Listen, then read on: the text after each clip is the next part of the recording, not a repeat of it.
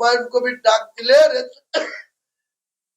রেজিনগর থেকে বহরমপুর 30 কিলোমিটার রাস্তা হুমায়ুন কবিরের দখলে থাকবে, মুসলমানদের দখলে থাকবে বলেছিলাম তো আমি। আর যারা আশঙ্কা করেছিল যে বাবরি মসজিদ হলে হবে, কটা হয়েছে, কটা ল অ্যান্ড অর্ডার প্রবলেম হয়েছে।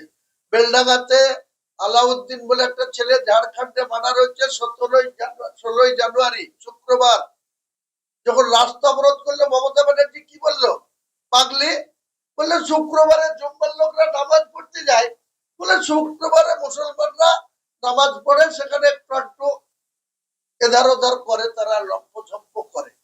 মুসলমানরা শুক্রবারে লম্ফঝম্প করে, আইন শৃঙ্খলার অবনতি করে। যখন অসীম সরকার বিজেপির এমএলএ কোরআনের অপমাননা করলো, এই মমতা ব্যানার্জি যখন বলছে ও যা উন্নয়ন করেছে কোরআনের পাতা শেষ হয়ে যাবে, তার উন্নয়ন শেষ হবে না।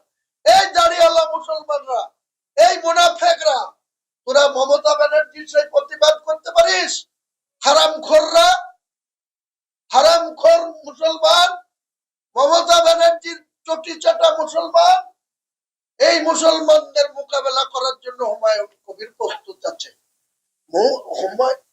মমতা ব্যানার্জির এত বড় স্পর্ধা, সে কোরআনের সঙ্গে কম্পেয়ার করে নিজের উন্নয়নের।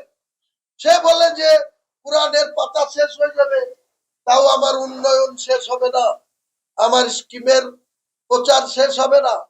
এই দাঁড়িয়ালা হারামখোর মুসলমান, যারা চটি চাটছিস, যারা মমতার পা চাট